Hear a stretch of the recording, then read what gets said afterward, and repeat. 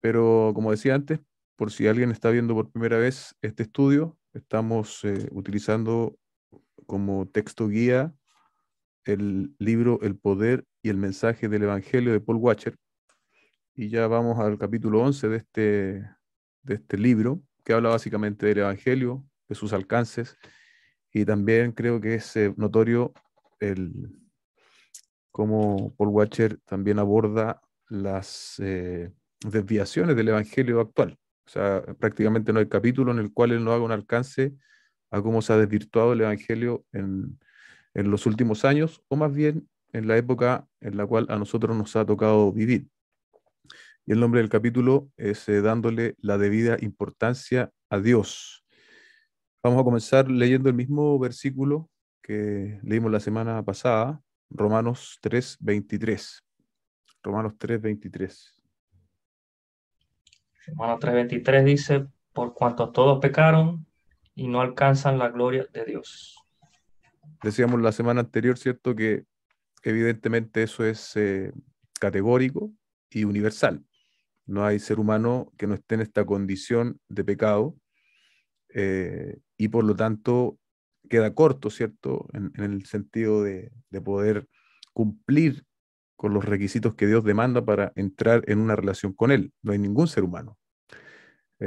Dicho sea de paso, nosotros tenemos la tendencia a veces a hacer una clasificación respecto de esto y pensamos que sí existen personas buenas. De hecho, yo recuerdo muy bien cómo en contexto donde yo comencé a andar mis pasos de fe, se hablaba de personas nacidas en el Evangelio, y eso es absolutamente errado. No existe alguien que haya podido nacer en el Evangelio, porque precisamente todos nacemos en una inhabilidad de relacionarnos con Dios. Nacemos más bien en la necesidad de eh, oír el Evangelio, pero no es posible que alguien haya nacido en el Evangelio. Generalmente este escenario se representa con quienes son hijos de cristianos y bueno, se dicen ese tipo de cosas. Si lo que quieren decir es que nació en un hogar cristiano, está bien, pero nadie puede nacer en el Evangelio. Todos tenemos que tener esta convicción de pecado y luego aceptar que solo mediante la fe en Jesucristo y su obra podemos entonces ser salvos. Amén. Alcanzar salvación, reconciliación con Dios. Nuestra cultura, lo sabemos muy bien, llama a lo bueno malo, a lo malo bueno. Sustituimos la oscuridad por luz y la luz por oscuridad. Y hoy más que nunca, ¿cierto? Ese pan de cada día, basta con ver en las noticias, basta con ver la situación en nuestras calles y nos damos cuenta de que la maldad se extiende, el pecado es cada vez más normalizado entre las personas y se rechaza de esta forma lo que Dios ha establecido como, como rectitud, como su ley, y se abraza el pecado, como dije antes, como una forma habitual. Ahora, en la semana pasada hablamos bastante de esto del pecado, y ahora toca, el autor hace un contraste interesante entre esta realidad de pecado, que como leíamos recién, nos afecta a todos, y aún en esta cultura, ¿cierto?, tan lejos de Dios, hay ciertos pecados que son condenables, ¿sí? Aún hay algo de esto, aún en las personas que no tienen fe en el Señor, y se condena el pecado contra otro hombre, se sigue condenando, por ejemplo, el robo, cuando alguien mata a otra persona, los abusos, ¿cierto? O incluso el pecado contra la sociedad, o incluso hoy día está muy también en boga contra la naturaleza. Leía hace tiempo, me parece que en una clase lo decían, esto ya ha llevado al extremo de la naturaleza. Por ejemplo, en Estados Unidos es más grave romper el huevo de un águila que atentar contra la vida del que está por nacer. Tiene unas multas enormes el que tú rompas el huevo de un águila en los Estados Unidos. Sin embargo, el pecado en muchos de sus estados, perdón, el aborto en muchos de sus estados está permitido. Entonces ahí nosotros vamos viendo un poquito la distorsión respecto de esto. Y eso son cosas que aún en esta sociedad en la cual vivimos, aún sigue condenando. Ahora, el asunto desde la escritura, ¿cierto? Es que el pecado en última instancia, si bien nosotros también podemos aceptar que cuando pecamos dañamos a nuestro prójimo, pero en última instancia, y eso hay que comprenderlo muy bien, nuestro pecado es contra Dios, contra Dios. Y podemos, por ejemplo, leer, no, todavía no. Sí, Salmo 51:4. Salmo 51:4. Ese es un texto que nos muestra un poco eso. Contra ti solo he pecado y he hecho lo malo delante de tus ojos, de manera que eres justo cuando hablas y sin reproche cuando juzgas. El rey David hace esta expresión justamente después que el profeta Natán, bien digo, lo confrontara con su pecado. Usted sabe esa situación, ¿no? El rey David dice que salió, primero el primer pecado ahí del rey David fue quedarse en palacio en tiempos que los reyes salen a la guerra. Eso es muy interesante. De hecho, mañana en el programa radial vamos a estar hablando de la procrastinación, esto de dejar las cosas para mañana, y yo encontré ese un muy buen ejemplo, porque definitivamente ese pecado inicial, que podría haber sido, bueno, el rey estaba cansado, entonces se quedó ahí a descansar, pero ese pecado inicial de no haber estado en el lugar donde él tenía que estar, desencadenó una serie de pecados aún mucho más graves, como el tomar la mujer de su prójimo y luego como incluso planear el asesinato de uno de sus hombres más leales.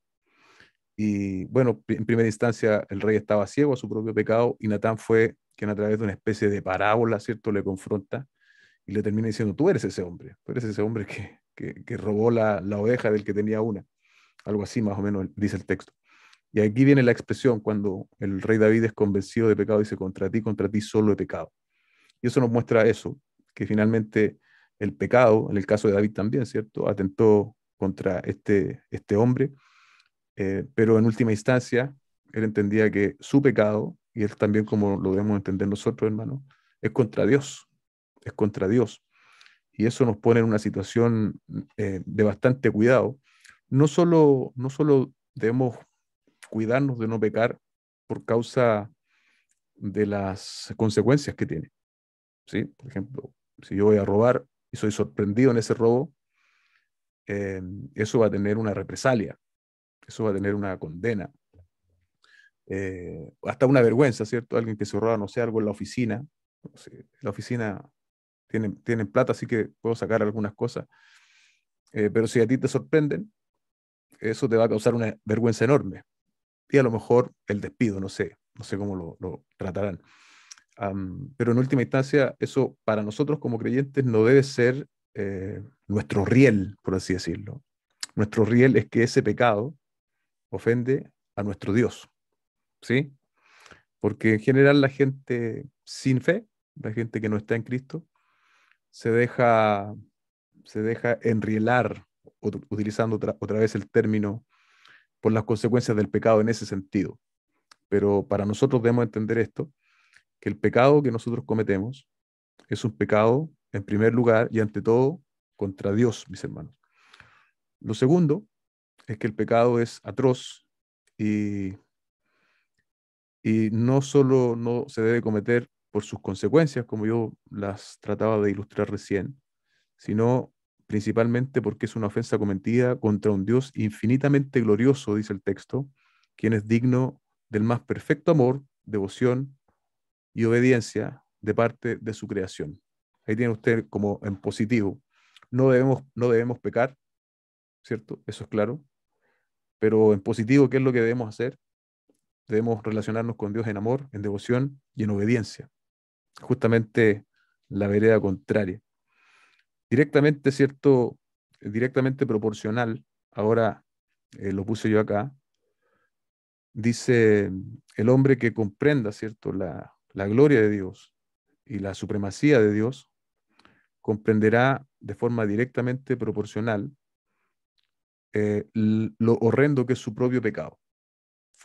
Cuanto más nosotros conocemos al Dios revelado en la Escritura, cuanto más conocemos de sus atributos, de su santidad, de su grandeza, de su justicia, en la medida que eso ocurre, nuestro pecado se hace más evidente. Amén, se hace más evidente. Si alguien tiene un concepto no escritural de Dios, un concepto liviano de Dios, créame que va a tener también un concepto equivocado de lo terrible que es el pecado. Porque se ha hecho, por decirlo así, un Dios flexible en su cabeza, un Dios que es justo, pero que también es amor, y sabemos que es así, pero más adelante vamos a hablar, pero se producen estas distorsiones. Tenemos que entender que dentro de los atributos de Dios, Él es amor, por cierto, pero también es santidad y justicia. Y no podemos nosotros elevar ciertos atributos de Dios y otros rebajarlos, porque terminamos haciendo primero un Dios a nuestra medida y terminamos también en esto del pecado relativizándolo, lo que viene a ser muy, muy peligroso y muy dañino para el cristiano también, por cierto. Luego, ¿cierto? Hay aquí una premisa fundamental de la fe cristiana, y es que el verdadero conocimiento de Dios es esencial si uno quiere tener una correcta visión de la realidad, ¿sí? Ahora, si comprendemos mal acerca de Dios, la comprensión de todo lo demás va a ser dañado, va a ser torcido, vamos a tener una mala comprensión del hombre y por supuesto de Dios. Leamos Salmo 50:21.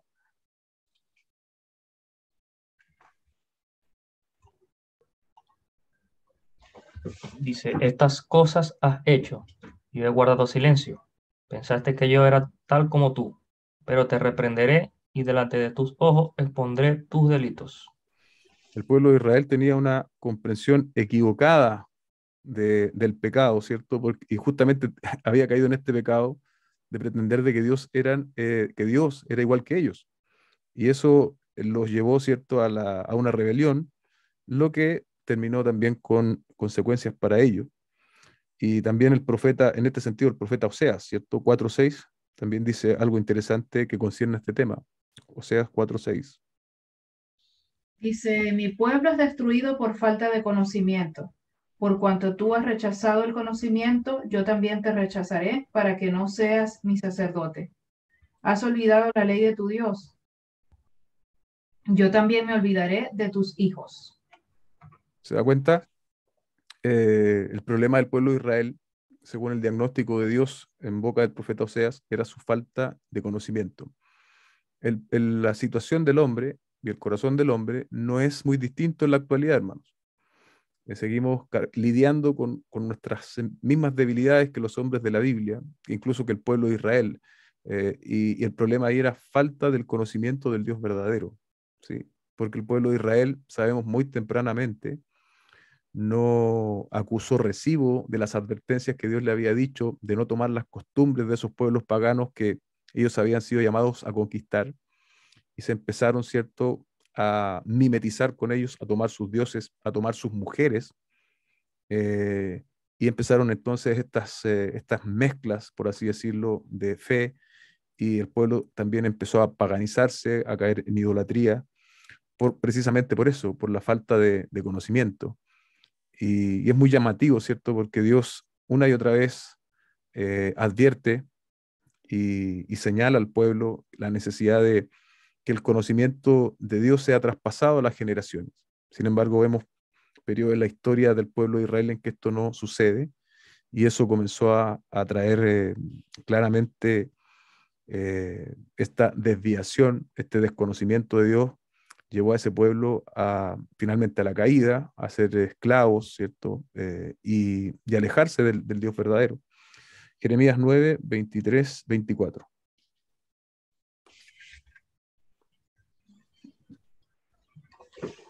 Así dice el Señor, no se gloríe el sabio de su sabiduría, ni se gloríe el poderoso de su poder, ni el rico se gloríe de su riqueza.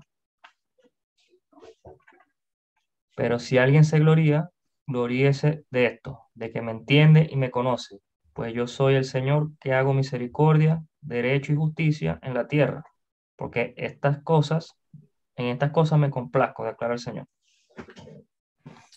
La misma la misma situación, ¿cierto? De nuevo, el profeta Jeremías en este caso, acusando esta ignorancia del Dios verdadero. Y como decía yo antes, esta realidad es aún presente, está aún presente, no solo, y esto es lo triste y preocupante, amados hermanos, esta ignorancia de Dios la esperaríamos de forma normal en los que no son creyentes, pero tal vez en lo que a nosotros concierne como iglesia local y como parte de la iglesia de Cristo, es que esta ignorancia de Dios no solo está en los incrédulos, sino también dentro de las iglesias. Hay muchas iglesias que no conocen al Dios verdadero. Y aquí viene lo que yo decía antes, si hiciéramos una radiografía, que quiero representar con esto, un diagnóstico, ¿cierto?, de cómo nosotros en general en las iglesias entendemos a Dios, usted va a escuchar cosas como que Dios es amoroso, Dios es compasivo y Dios es misericordioso. Y eso es verdad. Pero el problema es que se levantan estos atributos, se anuncian estos atributos y se dejan tras bambalinas, se esconden otros atributos que son igualmente de importantes, como la santidad, la justicia y la soberanía de Dios. Entonces nos hacemos un concepto, una definición de Dios, como que Dios es puro y solamente amor. Y entonces cuando usted tiene un Dios que es solamente amor, primero, tal como habíamos dicho recién a través de los textos, tenemos un conocimiento que es pobre, que es pobre. Y nosotros tenemos un llamado como cristianos a dar nuestro mejor esfuerzo en el sentido de conocer al Dios que se revela en la Escritura, no al que nos hace sentir mejor a nosotros, no en el Dios más atractivo para la gente del mundo.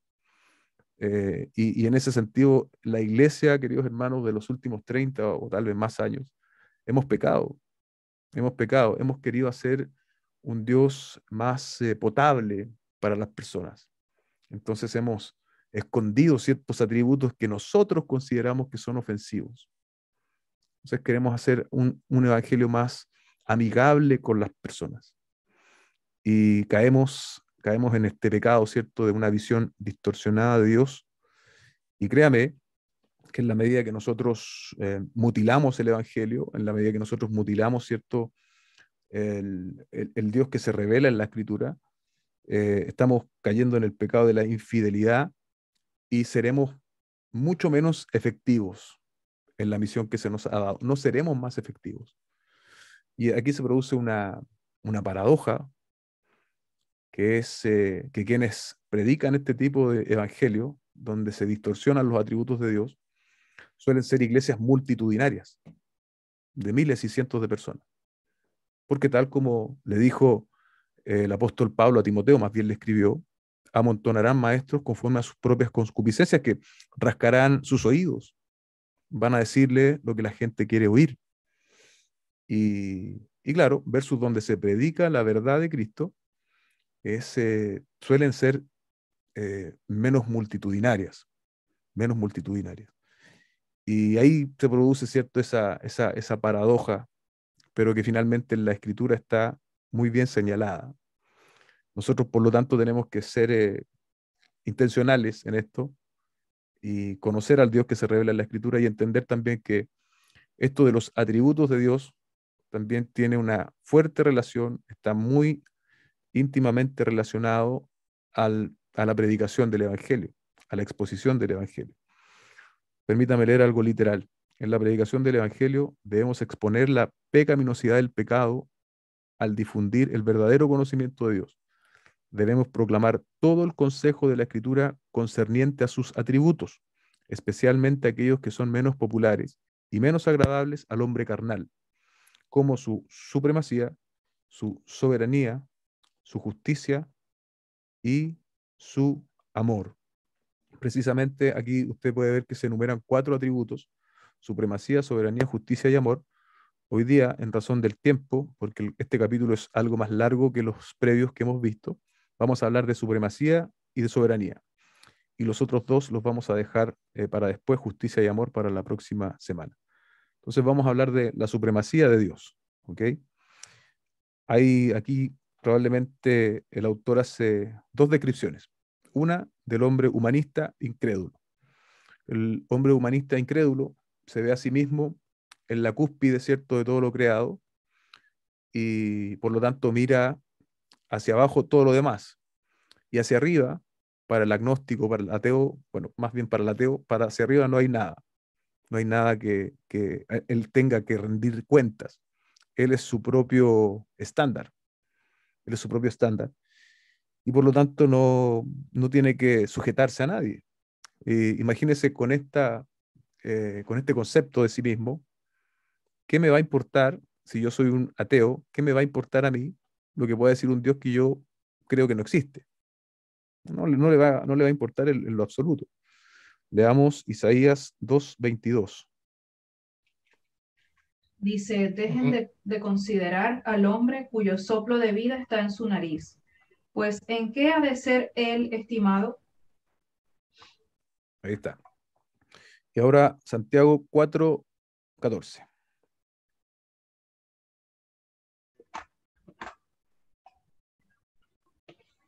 Sin embargo, ustedes no saben cómo será su vida mañana. Solo son un vapor que aparece por un poco de tiempo y luego se desvanece. Ahí está, ¿cierto? Santiago haciendo esta observación respecto de la realidad del hombre, ¿sí? Que a veces es tan orgulloso, tan dueño de la verdad, tan en la aparente cúspide, ¿cierto?, de todo. Sin embargo, si Dios determina sacar, sacar, ¿cierto?, ese hálito de vida, ese hombre no va a tener nada más que hacer. Y así somos todos delante de Dios, hermano. Ahora esa es la realidad, ¿cierto?, del incrédulo. Y la segunda descripción es respecto del humanista religioso, el hombre religioso, pero que ha perdido el orden de prioridades, ¿cierto? Aún han infiltrado muchos conceptos de psicología moderna. ¿Y qué va a escuchar? ¿Cuál va a ser la predicación que usted puede escuchar en esos lugares? Bueno, va a ser la predicación de los logros y metas personales, la realización personal y el alcance de metas. Ese es el mensaje de personas que aún se reconocen como creyentes. Sus iglesias, de hecho, son iglesias evangélicas, pero tienen un mensaje no ya basado en Dios, sino que basado en el alcance de metas. Lo que Dios, el gran proyecto que Dios tiene contigo, lo que Dios va a permitirte alcanzar, el potencial que se va a despertar en ti, porque, bueno, porque tú eres un hijo de Dios, una hija de Dios, entonces no tienes límites, tus sueños serán realidad, y esas son las cosas que usted va a escuchar predicar. Y bueno, el problema es que a veces no es tan fácil reconocer, porque aún estas predicaciones suelen tener algo también de verdad. De hecho, no recuerdo quién lo dijo, pero un buen falso maestro siempre va a tener una cuota de verdad en su predicación, de manera de hacer aceptable su proclamación. Porque si solo predicasen falsedades y distorsiones, créame que no causaría este anzuelo de forma tan llamativa. Entonces, aún estos falsos creyentes, estos falsos pastores, estas falsas iglesias, tienen esto de tener algo de verdad, algo de ortodoxia. Sin embargo, y aquí está quizás el diagnóstico que hace el autor y con el cual yo coincido, su gloria ha sido subordinada a las necesidades supuestas del hombre. La gloria de Dios ha sido sacada de ese lugar y en ese primer lugar, en esa orientación, se han puesto las necesidades del hombre. Y bueno, claramente han perdido el orden, pero bueno, hermanos, gloria al Señor por lo que Él hace y sigue haciendo en este último tiempo. Somos testigos de cómo Dios ha comenzado a hacer una obra, y yo pienso que incluso a nivel latinoamericano, y ya está llamando a muchas personas a salir de este tipo de iglesias y a acercarse a iglesias que procuren, ¿cierto?, la gloria del Señor, a iglesias que tengan la Escritura no como un apoyo para manifestar sus motivaciones o sus predicaciones de motivación personal, sino que en un intento, como lo hacemos nosotros, en un intento honesto de decir lo que la Escritura dice y no de estar trayendo mensajes que sean potables o atrayentes para las personas, sino que entendiendo que en la fidelidad de Dios, más bien la fidelidad nuestra, Dios se va a glorificar y lo va a hacer en 5, en 10, en 100 o tal vez en 1, pero estaremos siendo fiel a lo que Dios nos ha mandado hacer. La visión distorsionada de Dios se manifiesta, como yo decía recién en la predicación, y esto trae como consecuencia que no hay temor de Dios, y el bien último, ¿cierto?, no es la exaltación de Dios, sino más bien la exaltación del hombre. Hay una confesión de fe muy antigua de Westminster que respondió: ¿cuál es el principal y más noble, perdón, cuál es el principal y más objetivo del hombre? Perdón, acá está mal escrito, no me había fijado. ¿Cuál es el principal y más noble del hombre? Dice, estaba mal escrito, pero está hablando del objetivo. El principal y más noble del objetivo del hombre es glorificar a Dios y gozar de Él para siempre. ¿Ok? Eso debe ser más compartido en general por todos nosotros. Sin embargo, hoy día, producto de la confusión, producto de la infiltración del humanismo en la iglesia, esto se ha perdido absolutamente. A la luz de todo esto, ¿qué podemos hacer? ¿Cierto? ¿Qué podemos hacer? Debemos recuperar la proclamación de los atributos de Dios, tal como aparece en la Escritura. Debemos entender que si proclamamos como se revela a sí mismo Dios en la Escritura, Él no va a necesitar defensa. ¿Okay? En la medida que nosotros seamos fieles a la proclamación del Evangelio, no necesitamos sumar otros conceptos, otras ideas humanistas. Lo que necesitamos es proclamar la verdad del Evangelio y debemos estar firmes, firmes aún en medio, ¿cierto?, de las desviaciones que puedan ser muy populares, muy conocidas. Debemos permanecer firmes en la verdad del Evangelio, en la proclamación de la verdad. Leamos Salmos 97:9. Dice, porque tú eres el Señor, el Altísimo sobre toda la tierra, muy excelso sobre todos los dioses. Ahí, ¿cierto?, reflejando un poco lo que es este punto respecto de la supremacía de Dios. Y como Dios es supremo, definitivamente no requiere que nosotros maticemos su mensaje, que nosotros arreglemos su mensaje, porque créame que Dios ha considerado en su revelación escrita tanto el propósito final como los medios, y esos medios hablan, ¿cierto?, de la proclamación fiel del Evangelio. Ahora veamos Primera de Crónicas 29:11. Tuya es, oh Señor, la grandeza y el poder y la gloria y la victoria y la majestad. En verdad, todo lo que hay en los cielos y en la tierra, tuyo es el dominio, oh Señor, y te exaltas como soberano sobre todo. Se da cuenta cómo estos textos nos hablan del Dios al cual nosotros servimos, un Dios que es supremo, que es excelso, que es soberano, que es capaz, es omnipotente, ¿sí? Y yo creo tal vez que uno de nuestros problemas como creyentes de esta era, de este siglo, es que subestimamos el poder de Dios. Y es justamente esta subestimación del poder de Dios lo que nos lleva a querer intervenir el mensaje, a querer intervenir y hacerlo más aceptable a las personas. Iglesia, si creemos en un Dios supremo, créame que ese Dios supremo no requiere que nosotros le editemos, no requiere que nosotros le hagamos ningún favor en términos de su mensaje. Lo que Dios quiere de nosotros es que seamos fieles a lo que Él ha revelado en su palabra, y Él va a hacer la obra. y Él va a hacer la obra de la manera que Él lo ha estimado, de la manera que Él lo ha prometido. Leamos Romanos 11:36. Dice, porque de Él, por Él y para Él son todas las cosas. A Él sea la gloria por siempre. Amén. Es particular, no sé si usted ha leído Romanos 11, pero ahí está hablando de la salvación. Y finalmente eso tiene mucho sentido porque el apóstol Pablo termina ese capítulo 11 diciendo que la gloria, ¿cierto? Y que al final todas las cosas son de Él, por Él y para Él. Eso debe dejarnos a nosotros bastante claro, ¿cierto? De que este Dios supremo requiere de nosotros fidelidad y requiere que nosotros nos mantengamos firmes en su palabra y en la proclamación de su verdad. La soberanía de Dios, eso respecto de la supremacía, la soberanía de Dios. Nosotros el año pasado, de hecho, me parece que por estas mismas fechas, quizás estuvimos hablando de los atributos de Dios.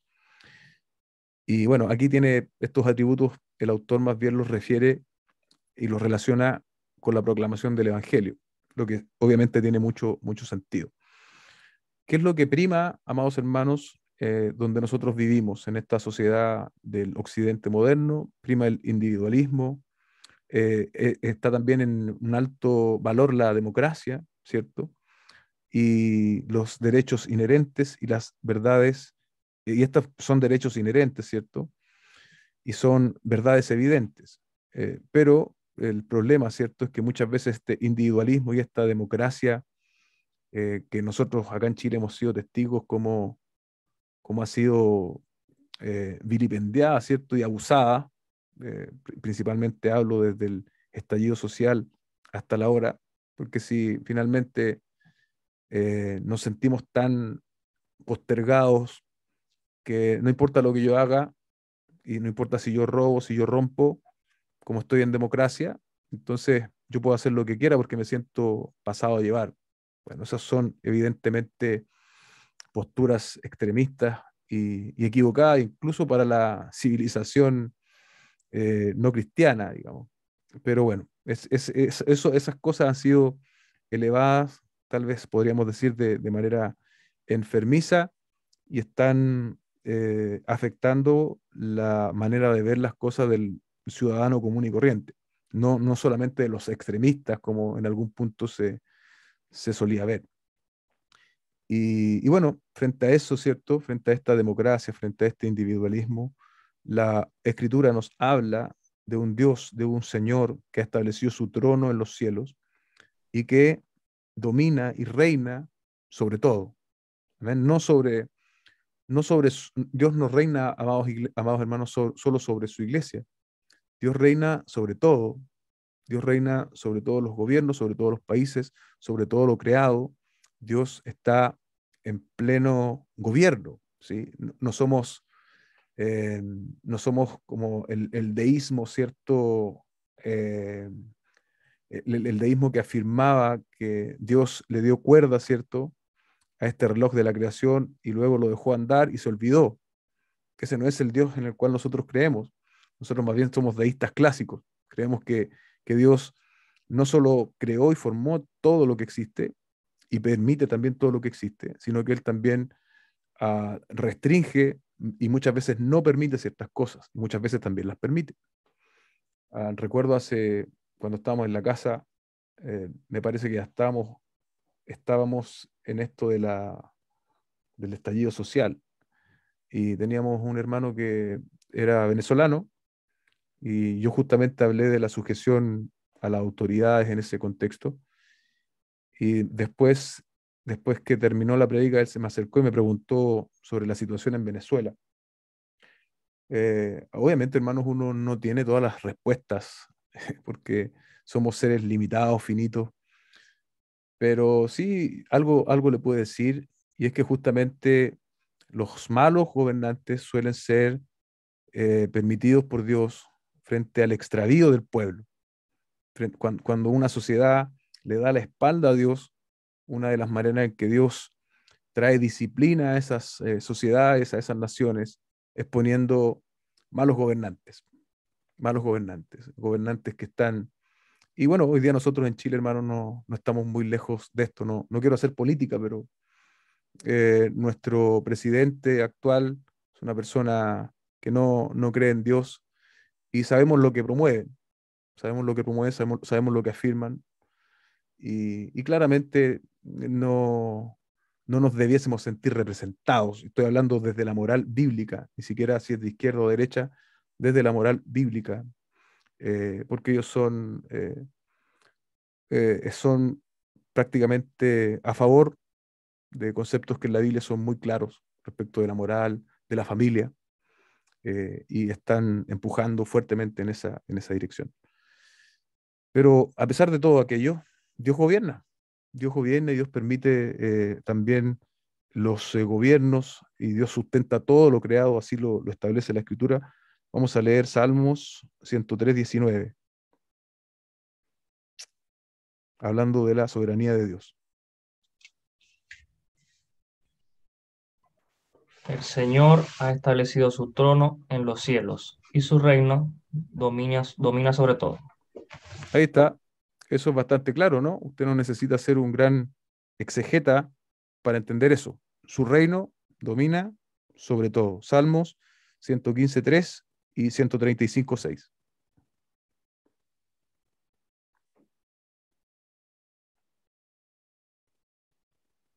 Dice, nuestro Dios está en los cielos, Él hace lo que le place. Amén. 135:6.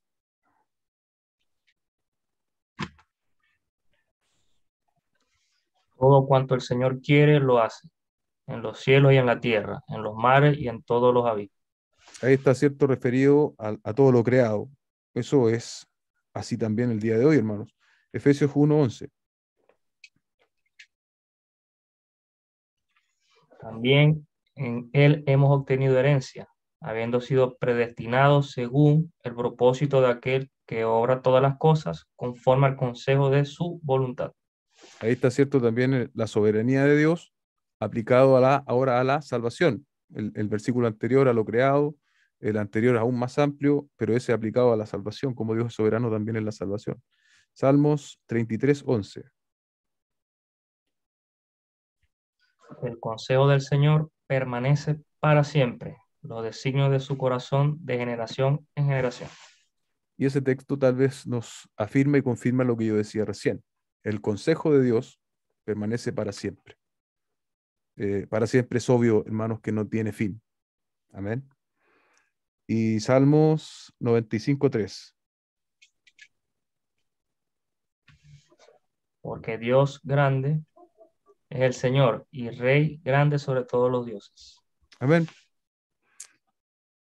Y bueno, ahí yo escogí solo algunos versículos, hermanos. Si vamos a hablar de soberanía de Dios, probablemente no debe haber un texto en cada libro de la Biblia que no hable de la soberanía de Dios de manera directa o indirecta. Pero lo cierto es que, ¿por qué es importante entender la soberanía de Dios? Porque pone al hombre en una situación muy difícil. Imagínense nosotros los hombres rebelándonos contra este Dios que es todopoderoso, que todo lo sostiene, que es gobernante absoluto de todas las cosas. Y entonces quedamos, ¿cierto? Es una locura, hermanos. Es una locura. Es una locura que el hombre se rebele en contra de este Dios soberano.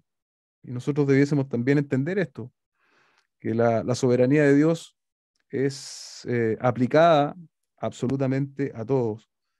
Y cuando está la realidad del pecado, ¿cierto? Volvemos a entender de que pecamos contra este Dios soberano y el pecado es una verdadera declaración de guerra contra aquel que creó todo el universo con su palabra y lo gobierna sin reservas y sin ningún esfuerzo. Am, si esta realidad, imagínense, si esta realidad de la soberanía de Dios logra ser entendida por los hombres, yo creo que todos caerían rendidos a los pies del Señor. Pero muchas veces nosotros en la comunicación del Evangelio tenemos la tendencia eh, de graduar esta soberanía, de no presentarla como verdaderamente es. Es una locura, dice el autor acá, y es propio, ¿cierto?, de un corazón caído, que no puede ver, que no puede entender esta realidad. Sin embargo, no nos da a nosotros el permiso o la autorización para dejar estos atributos de lado también a la hora de comunicar la verdad del Señor. Y de hecho, me parece que también lo decíamos en capítulos anteriores, es una gran injusticia y de parte nuestra estamos condenando a quienes nos oyen a vivir en ignorancia e idolatría cuando no hacemos el énfasis que la Escritura hace respecto de los atributos de Dios. Éxodo 20:20. Moisés respondió al pueblo: No teman, porque Dios ha venido para ponerlos a prueba, y para que su temor permanezca en ustedes, y para que no pequen. Ahí está, ¿cierto? En este caso, ¿cierto? Moisés hablando al pueblo de Israel y, y situando el temor donde debe estar. Al final del texto dice, para que tengan temor de Dios y no pequen. Nosotros, hermanos, debemos predicar todo el consejo de la revelación de Dios, incluidos estos atributos que estábamos definiendo recién, de manera que las personas puedan temer y puedan alcanzar también salvación, en la medida que conozcan a Dios, al Dios que se revela en la Escritura, comprenderán algo de la terrible naturaleza de su pecado y posiblemente busquen un remedio para esto en el Evangelio del Señor Jesucristo.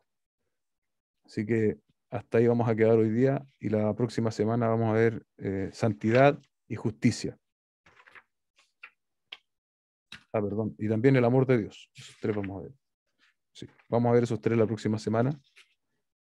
Pero bueno, espero que esté siendo útil en el entendimiento del Evangelio y los énfasis que el autor hace, ¿cierto? También son interesantes, son importantes, y nosotros debemos pedirle al Señor también que nos los vaya revelando, o más bien iluminando, es la palabra más adecuada, para aplicarlos en nuestra predicación, en nuestra exposición de la verdad del Evangelio, y hacerlo sin temor, hacerlo siempre con gracia, lo hemos dicho durante este paso, pero definitivamente también hacerlo con fidelidad.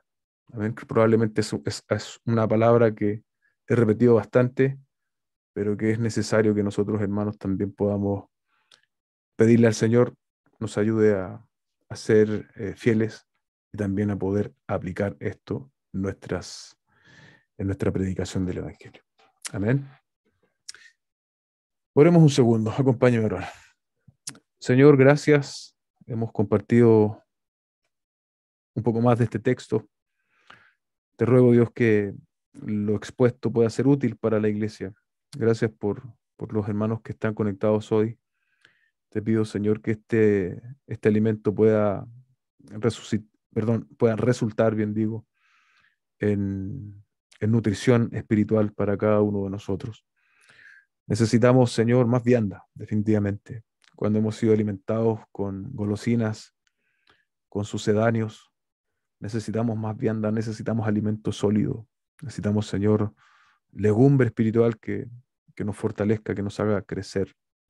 Te ruego, Dios, que tú añadas lo que solo tú puedes añadir a este tipo de exposición, que sea verdad y que sea aplicación en nuestras vidas.